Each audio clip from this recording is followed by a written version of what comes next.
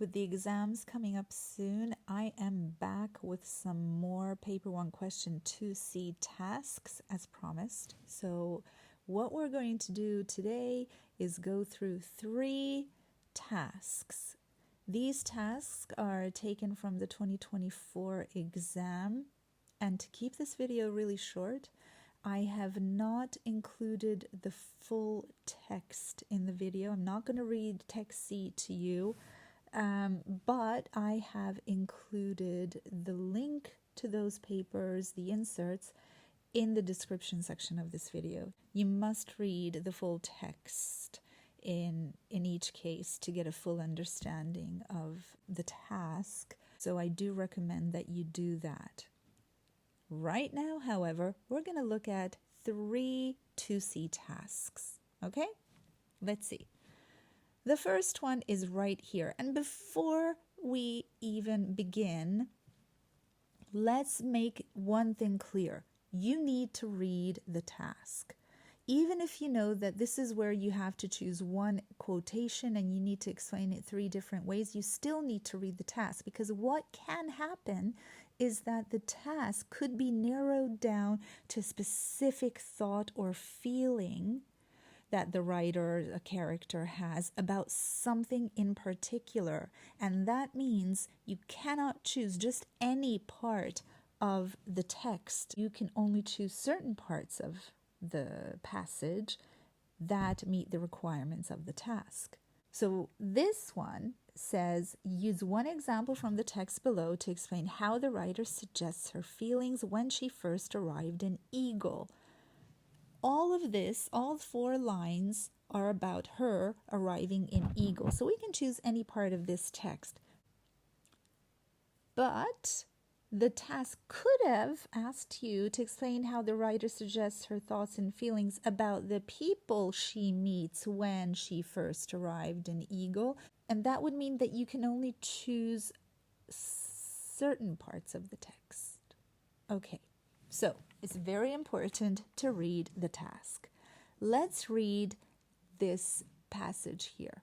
Still spellbound from gazing at the enormity of the Alaskan wilderness, I'd stepped down from the mail plane into the miniature perfection of Eagle, a fascinating, history-packed hamlet of timber dwellings, home to just 85 residents. I was immediately wrapped in the customary bear hug by Mike's wife, Scarlett, and cocooned in layers of Arctic-grade outerwear. I have highlighted 3 sections of the text. This is the first one. This is the second one, and here is the third one. You can comment on other things, but to me, these were the most obvious things to choose, okay? Now, I have made notes around these highlighted sections, and I think those are going to appear at the same time. But let's just focus on the section I highlighted in purple first. So, spellbound. That word suggests that she is mesmerized, and she's still spellbound.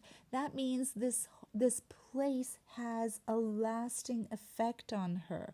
What about it has a lasting effect on her? Well, the enormity of the Alaskan wilderness, the vastness. It's so big and it's open, and it is probably very beautiful, although nothing here suggests beauty. It's more like the vastness of it. But she just cannot take her eyes off of it, and that is suggested by the word gazing. So here we have at least 3 things that you can use in your explanation. The next one, in blue, we have a fascinating history-packed hamlet. The word fascinating suggests that she's really interested in it. She's probably interested in history, or she's just interested in Eagle itself. It's history-packed, so she thinks that time has stood still there. It is untouched by modernity. And the fact that it is a hamlet suggests that it's peaceful and quiet. which it probably is with just 85 people living in it. Okay?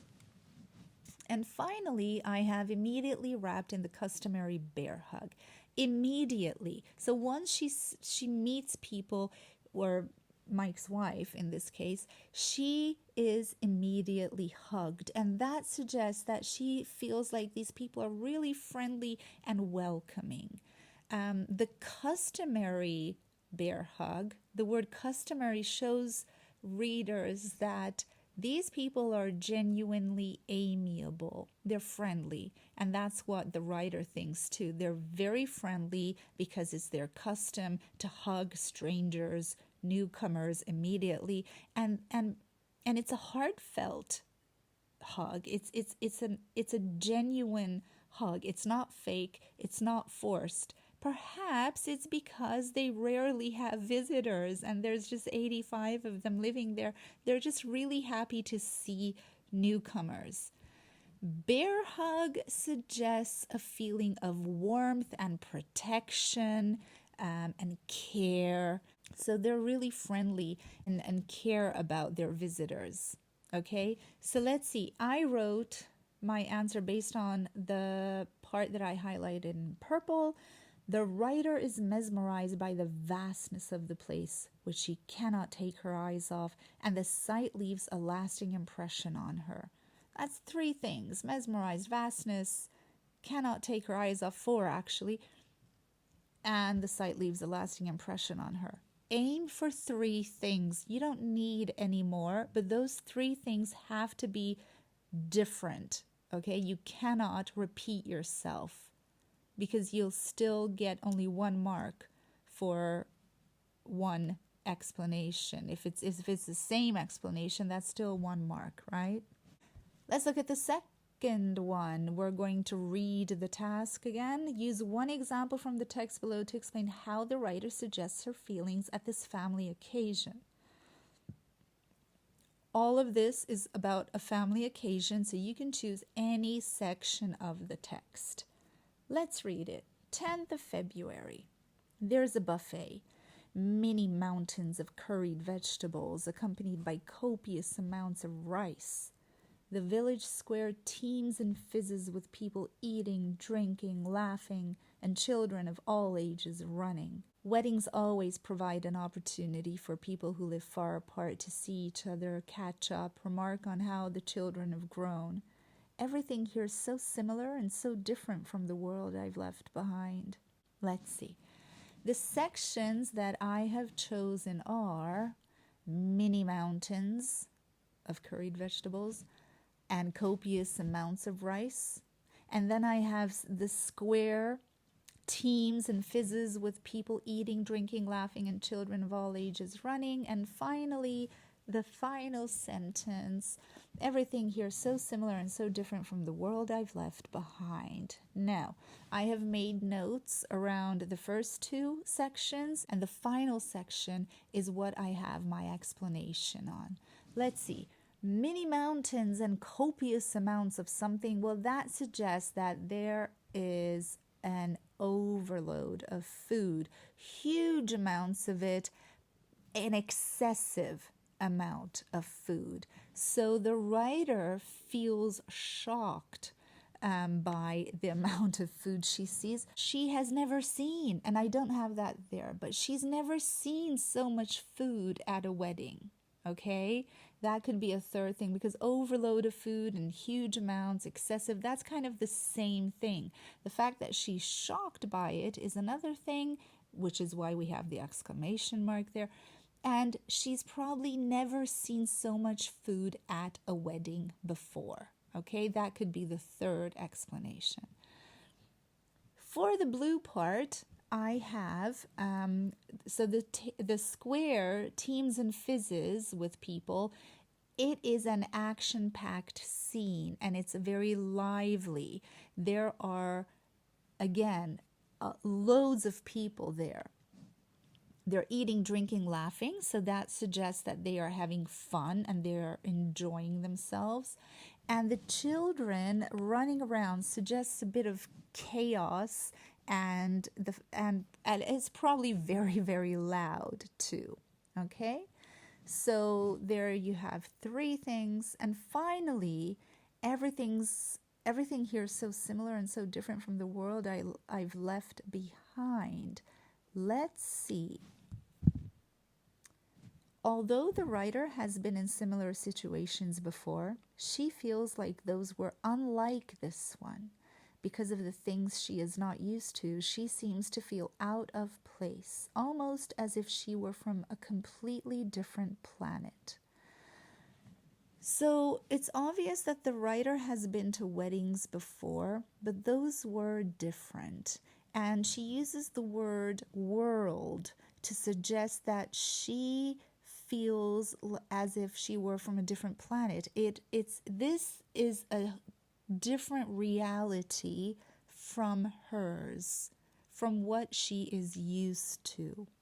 Okay, so I have a bunch of things here. She's been in similar situations before. They were unlike this one. Because of the things she's used to, she feels out of place. And she feels as if she were from a completely different planet. So that's like 5 things. I should get my 3 points for this one easily. And the final one, let's read the task. Use one example from the text below to explain how the writer suggests her feelings as she watched the pond. Right. Well, this is a little bit tricky. Let's see why. Let's read the text.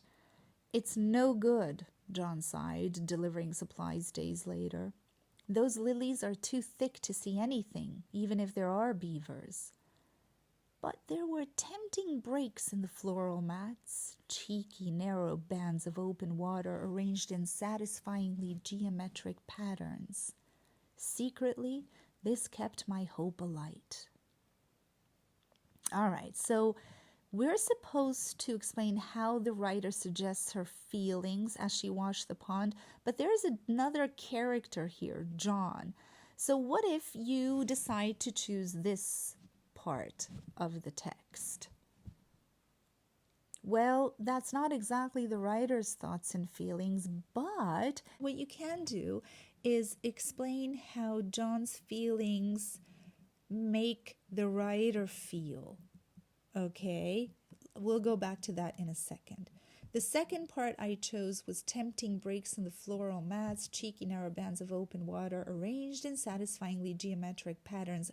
Very long, and I usually tell my students not to choose anything that's way too long. This could be broken up into 2 parts easily, but I'm going to leave it like that right now. Okay, and the final section is, the final sentence is, secretly this kept my hope alight. Now, let's go back to this first part here. If you choose to explain this one, you will have to explain it in such a way that it is relevant to the question. So you will have to say that the writer